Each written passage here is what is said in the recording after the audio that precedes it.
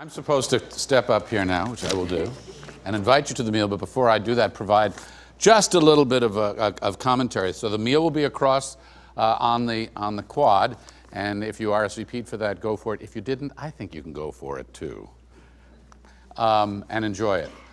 I will say, I started when I greeted everybody this morning by talking about the power of story, and we heard a number of people refer to stories over the course of the morning.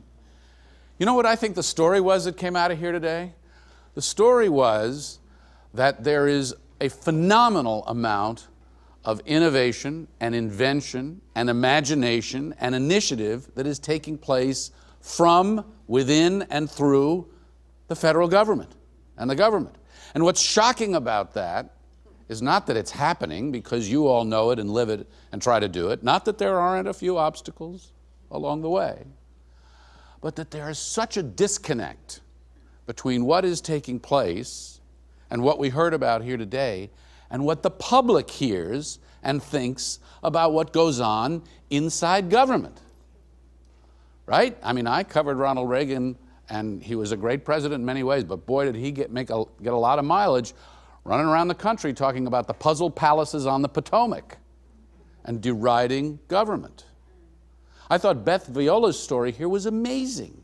She comes in, something as simple as recyclable paper, which in 1994 was a big deal, kind of unusual, 12%.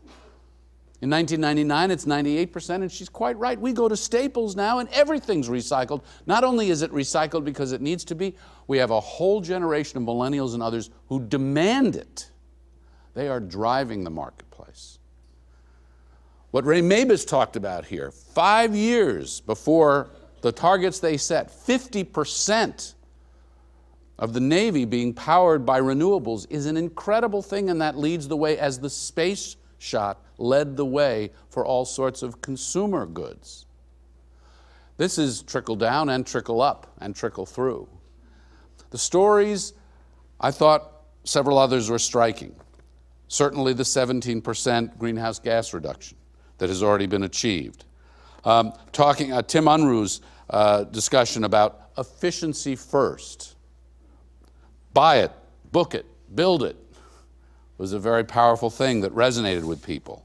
Sabrina McCormick saying, here's a scientist who studied this all her life and saying, as she walked through the marshes of Bangladesh, she saw the face of climate change. Stories are people, characters. Ellie goes to the White House. How about that?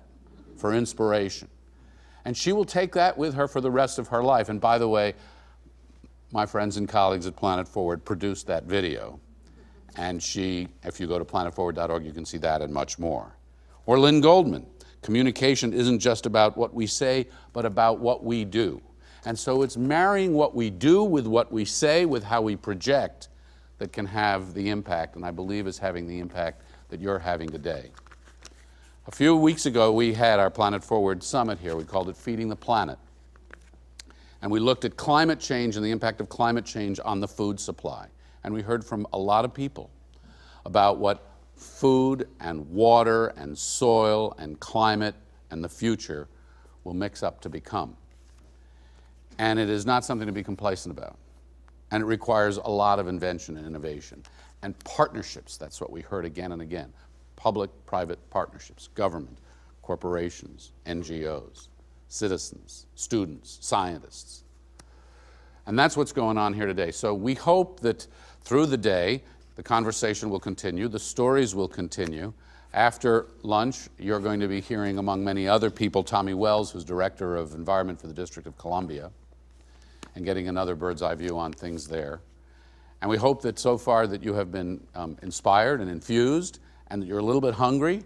So if you'll carefully walk across the street and join us for lunch, I look forward to Tap It and disposable utensils. See you.